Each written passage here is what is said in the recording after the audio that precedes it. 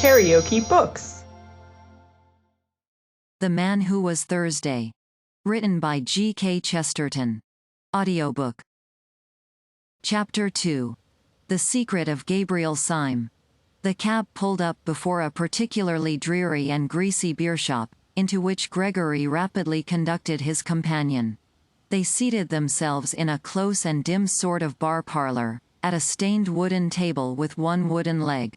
The room was so small and dark, that very little could be seen of the attendant who was summoned, beyond a vague and dark impression of something bulky and bearded.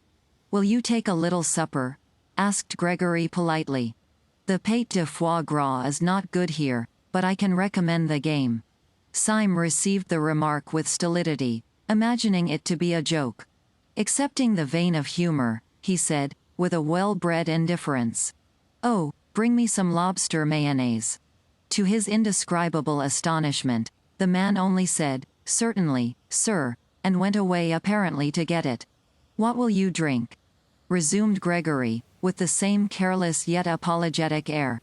"I shall only have a crème de menthe myself. I have dined. But the champagne can really be trusted. Do let me start you with a half bottle of Pommery at least?" "Thank you," said the motionless Syme. "You are very good." His further attempts at conversation, somewhat disorganized in themselves, were cut short finally as by a thunderbolt by the actual appearance of the lobster.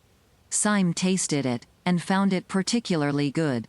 Then he suddenly began to eat with great rapidity and appetite.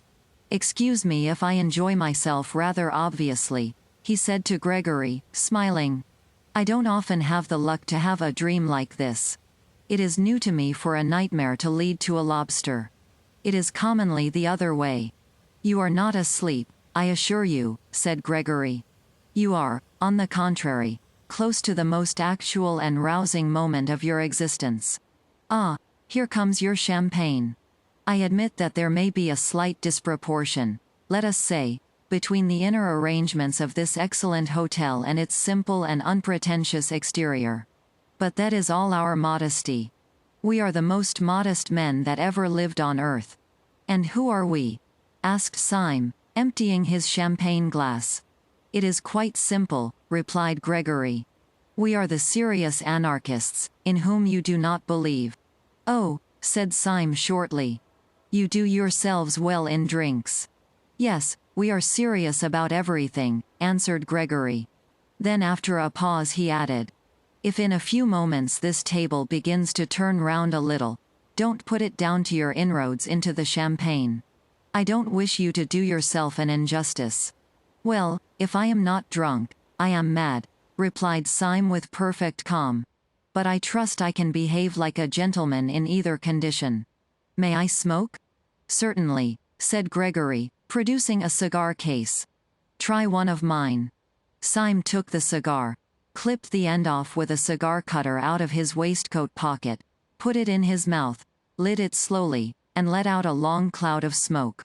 It is not a little to his credit that he performed these rites with so much composure, for almost before he had begun them the table at which he sat had begun to revolve, first slowly, and then rapidly, as if at an insane séance. "You must not mind it," said Gregory, "it's a kind of screw." "Quite so," said Syme placidly, "a kind of screw. How simple that is." The next moment the smoke of his cigar, which had been wavering across the room in snaky twists, went straight up as if from a factory chimney, and the two, with their chairs and table, shot down through the floor as if the earth had swallowed them. They went rattling down a kind of roaring chimney as rapidly as a lift cut loose, and they came with an abrupt bump to the bottom. But when Gregory threw open a pair of doors and let in a red subterranean light, Syme was still smoking with one leg thrown over the other, and had not turned a yellow hair. Gregory led him down a low, vaulted passage, at the end of which was the red light. It was an enormous crimson lantern, nearly as big as a fireplace, fixed over a small but heavy iron door. In the door there was a sort of hatchway or grating, and on this Gregory struck 5 times. A heavy voice with a foreign accent asked him who he was. To this he gave the more or less unexpected reply, Mr. Joseph Chamberlain. The heavy hinges began to move. It was obviously some kind of password. Inside the doorway the passage gleamed as if it were lined with a network of steel. On a second glance, Syme saw that the glittering pattern was really made up of ranks and ranks of rifles and revolvers, closely packed or interlocked. "I must ask you to forgive me all these formalities," said Gregory. "We have to be very strict here." "Oh, don't apologize," said Syme. "I know your passion for law and order," and he stepped into the passage lined with the steel weapons. With his long, fair hair and rather foppish frock coat, he looked a singularly frail and fanciful figure as he walked down that shining avenue of death. They passed through several such passages, and came out at last into a queer steel chamber with curved walls, almost spherical in shape, but presenting, with its tiers of benches, something of the appearance of a scientific lecture theatre. There were no rifles or pistols in this apartment, but round the walls of it were hung more dubious and dreadful shapes, things that looked like the bulbs of iron plants, or the eggs of iron birds. They were bombs, and the very room itself seemed like the inside of a bomb. Syme knocked his cigar ash off against the wall, and went in. "And now, my dear Mr. Syme," said Gregory, throwing himself in an expansive manner on the bench under the largest bomb, "now we are quite cozy, so let us talk properly. Now no human words can give you any notion of why I brought you here. It was one of those quite arbitrary emotions, like jumping off a cliff or falling in love. Suffice it to say that you were an inexpressibly irritating fellow, and, to do you justice, you are still. I would break 20 oaths of secrecy for the pleasure of taking you down a peg. That way you have of lighting a cigar would make a priest break the seal of confession. Well, you said that you were quite certain I was not a serious anarchist. Does this place strike you as being serious?" "It does seem to have a moral under all its gaiety," assented Syme. "But may I ask you 2 questions? You need not fear to give me information, because, as you remember, you very wisely extorted from me a promise not to tell the police, a promise I shall certainly keep. So it is in mere curiosity that I make my queries. First of all, what is it really all about? What is it you object to? You want to abolish government?" "To abolish God," said Gregory, opening the eyes of a fanatic. "We do not only want to upset a few despotisms and police regulations. That sort of anarchism does exist, but it is a mere branch of the nonconformists. We dig deeper and we blow you higher. We wish to deny all those arbitrary distinctions of vice and virtue, honor and treachery, upon which mere rebels base themselves. The silly sentimentalists of the French Revolution talked of the rights of man. We hate rights as we hate wrongs. We have abolished right and wrong. And right and left," said Syme with a simple eagerness. "I hope you will abolish them too. They are much more troublesome to me." "You spoke of a second question," snapped Gregory. "With pleasure," resumed Syme. "In all your present acts and surroundings there is a scientific attempt at secrecy. I have an aunt who lived over a shop, but this is the first time I have found people living from preference under a public house. You have a heavy iron door. You cannot pass it without submitting to the humiliation of calling yourself Mr. Chamberlain. You surround yourself with steel instruments which make the place, if I may say so, more impressive than homelike. May I ask why, after taking all this trouble to barricade yourselves in the bowels of the earth, you then parade your whole secret by talking about anarchism to every silly woman in Saffron Park?" Gregory smiled. "The answer is simple," he said. "I told you I was a serious anarchist, and you did not believe me. Nor do they believe me. Unless I took them into this infernal room they would not believe me." Syme smoked thoughtfully, and looked at him with interest. Gregory went on. "The history of the thing might amuse you," he said. "When first I became one of the new anarchists I tried all kinds of respectable disguises. I dressed up as a bishop. I read up all about bishops in our anarchist pamphlets, in Superstition the Vampire and Priests of Prey. I certainly understood from them that bishops are strange and terrible old men keeping a cruel secret from mankind. I was misinformed. When on my first appearing in episcopal gaiters in a drawing room I cried out in a voice of thunder, "Down! Down! Presumptuous human reason!" They found out in some way that I was not a bishop at all. I was nabbed at once. Then I made up as a millionaire. But I defended capital with so much intelligence that a fool could see that I was quite poor. Then I tried being a major. Now I am a humanitarian myself, but I have, I hope, enough intellectual breadth to understand the position of those who, like Nietzsche, admire violence, the proud, mad war of nature and all that, you know. I threw myself into the major. I drew my sword and waved it constantly. I called out, "Blood," abstractedly, like a man calling for wine. I often said, "Let the weak perish, it is the law." Well, it seems majors don't do this. I was nabbed again.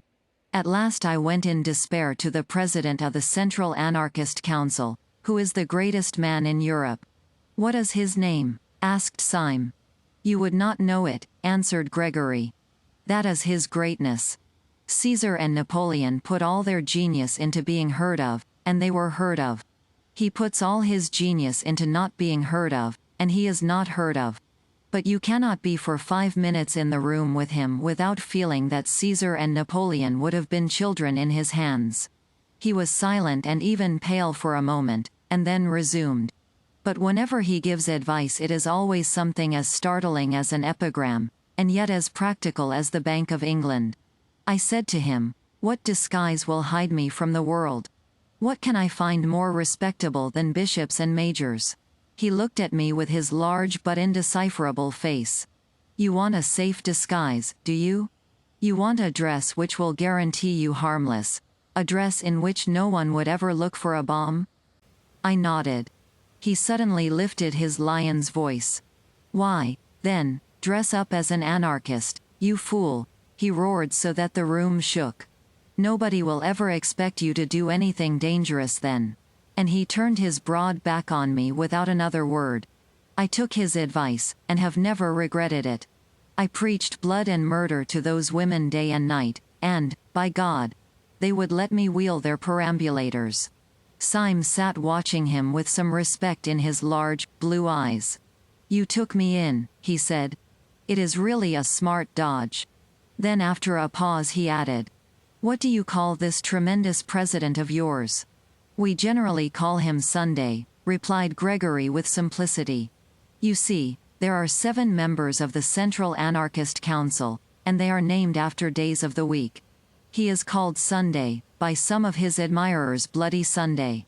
It is curious you should mention the matter, because the very night you have dropped in, if I may so express it, is the night on which our London branch, which assembles in this room, has to elect its own deputy to fill a vacancy in the council. The gentleman who has for some time past played, with propriety and general applause, the difficult part of Thursday, has died quite suddenly. Consequently, we have called a meeting this very evening to elect a successor." He got to his feet and strolled across the room with a sort of smiling embarrassment. "I feel somehow as if you were my mother, Syme," he continued casually. "I feel that I can confide anything to you, as you have promised to tell nobody. In fact, I will confide to you something that I would not say in so many words to the anarchists who will be coming to the room in about 10 minutes. We shall, of course, go through a form of election, but I don't mind telling you that it is practically certain what the result will be." He looked down for a moment modestly. "It is almost a settled thing that I am to be Thursday." "My dear fellow," said Syme heartily, "I congratulate you. A great career." Gregory smiled in deprecation, and walked across the room, talking rapidly. "As a matter of fact, everything is ready for me on this table," he said, "and the ceremony will probably be the shortest possible." Syme also strolled across to the table, and found lying across it a walking stick, which turned out on examination to be a sword stick, a large Colt's revolver, a sandwich case, and a formidable flask of brandy. Over the chair, beside the table, was thrown a heavy-looking cape or cloak. I have only to get the form of election finished, continued Gregory with animation. Then I snatch up this cloak and stick, stuff these other things into my pocket, step out of a door in this cavern, which opens on the river, where there is a steam tug already waiting for me, and then, oh, the wild joy of being Thursday. And he clasped his hands. Syme, who had sat down once more with his usual insolent languor, got to his feet with an unusual air of hesitation. "Why is it," he asked vaguely, "that I think you are quite a decent fellow? Why do I positively like you, Gregory?" He paused a moment, and then added with a sort of fresh curiosity, "Is it because you are such an ass?" There was a thoughtful silence again, and then he cried out, "Well, damn it all. This is the funniest situation I have ever been in my life, and I am going to act accordingly. Gregory, I gave you a promise before I came into this place. That promise I would keep under red-hot pincers. Would you give me, for my own safety, a little promise of the same kind?" "A promise?" asked Gregory, wondering. "Yes," said Syme very seriously, "a promise. I swore before God that I would not tell your secret to the police. Will you swear by humanity, or whatever beastly thing you believe in, that you will not tell my secret to the anarchists?" "Your secret?" asked the staring Gregory. "Have you got a secret?" "Yes," said Syme, "I have a secret." Then after a pause, "Will you swear?" Gregory glared at him gravely for a few moments, and then said abruptly, "You must have bewitched me, but I feel a furious curiosity about you. Yes, I will swear not to tell the anarchists anything you tell me. But look sharp, for they will be here in a couple of minutes." Syme rose slowly to his feet and thrust his long, white hands into his long, grey trousers pockets. Almost as he did so there came 5 knocks on the outer grating, proclaiming the arrival of the first of the conspirators.